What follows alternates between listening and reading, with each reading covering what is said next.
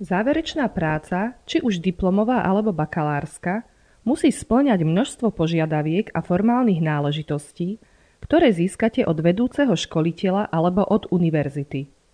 Pozrime sa, ako upravíme nastavenia a textový dokument formátujeme ako normostranu. Formátovanie normostrany pozostáva z viacerých úkonov. Nastavenia okrajov, typu a veľkosti písma, medziznakových medzier, riadkovania a číslovania strán. Vytvorme nový textový dokument programu Word, ktorý uložíme na našom počítači. Dokument pomenujeme napríklad záverečná diplomová práca a následne ho uložíme napríklad do priečinku Dokumenty.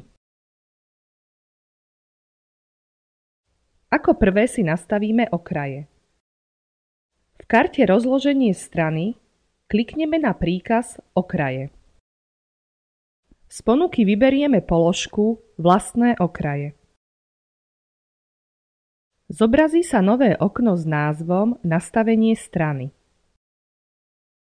V záložke Okraje nastavíme horný a spodný okraj na hodnotu 2,5 cm.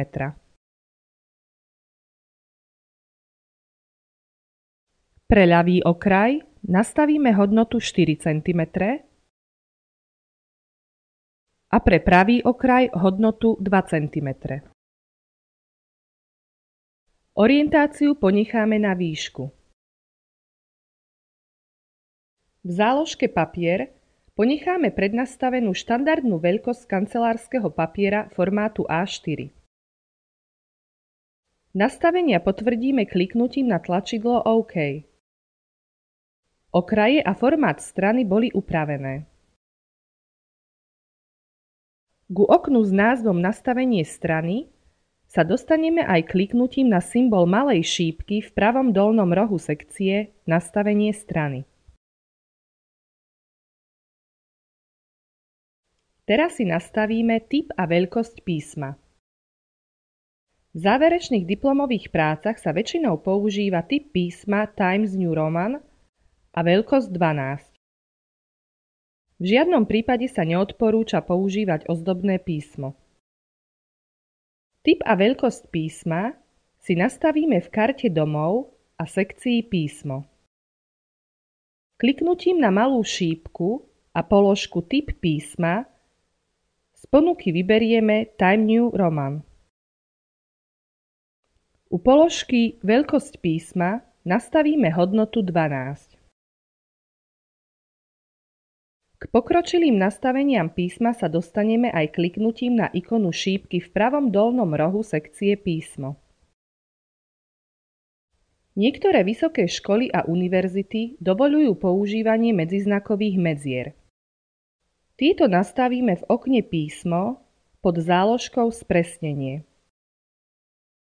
U položky Riadkovanie nastavíme Rozšírené. A u položky Vzdialenosť nastavíme hodnotu na 1,4 bodu.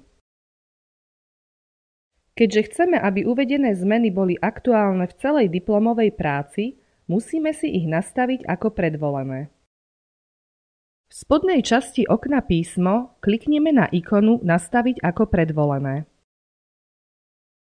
Systém sa nás opýta, či chceme vykonané zmeny nastaviť ako predvolené len v tomto dokumente alebo pre všetky nové dokumenty. Ponechajme možnosť iba tento dokument. Zmeny potvrdíme tlačidlom OK. Teraz sa pozrime, ako definujeme odstavec. Ako prvé môžeme nastaviť hodnotu prvého riadku odseku, kedy bude automaticky text odsadený o 1 cm. Urobíme tak v karte Domov, kde klikneme v sekcii Odsek na malú šípku v pravom dolnom rohu.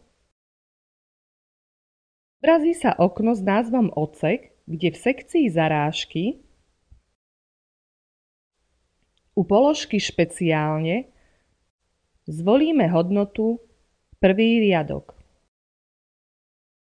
U položky O koľko nastavíme hodnotu 1 cm. Zmeny potvrdíme tlačidlom OK. Nový odsek pridáme stlačením klávesy Enter. Vidíme, že text nového odstavca bol automaticky odsadený o 1 cm. Teraz sa pozrime, ako upravíme nastavenie tabulátora. Nastavíme hodnotu tak, že keď použijeme na klávesnici klávesu tabulátora, blikajúci kurzor sa presunie 1 cm od ľavého okraja strany. Zobrazme okno Odsek kliknutím na symbol malej šípky v sekcii Odsek. V ľavom dolnom rohu klikneme na tlačidlo Tabulátory. Zobrazí sa nové okno, kde u položky Predvolené zarážky nastavíme hodnotu 1 cm. Zmeny potvrdíme kliknutím na tlačidlo OK. Postavme blikajúci kurzor na začiatok riadku k ľavému okraju strany a stlačme klávesu tabulátora. Text bol odsadený presne o 1 cm.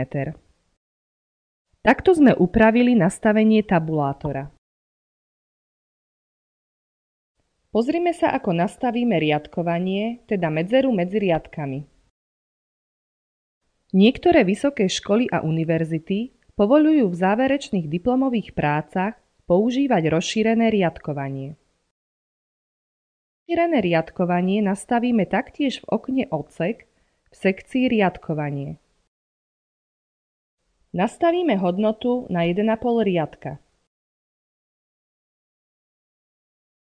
V okne Odsek si môžeme v časti Všeobecné nastaviť aj zarovnanie, napríklad podľa okraja. Podľa okraja znamená, že text bude zarovnaný od pravého po ľavý okraj do bloku.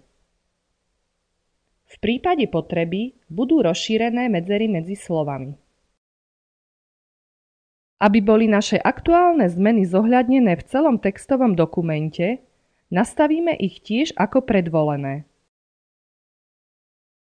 A následne zvolíme možnosť iba pre tento dokument.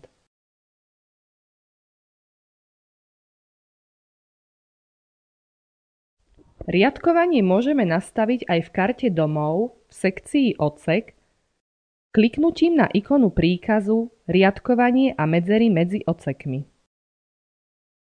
Dané menu nám ponúka aj položku, ktorou otvoríme okno Možnosti riadkovania. Pod záložkou Zlomy riadkov a strán môžeme nastaviť pokročilé stránkovanie. Zmeny potvrdíme kliknutím na tlačidlo OK. Presvedčme sa o tom, ako vyzerá náš dokument a ako naše nastavenia ovplyvnili formát textu a obsah.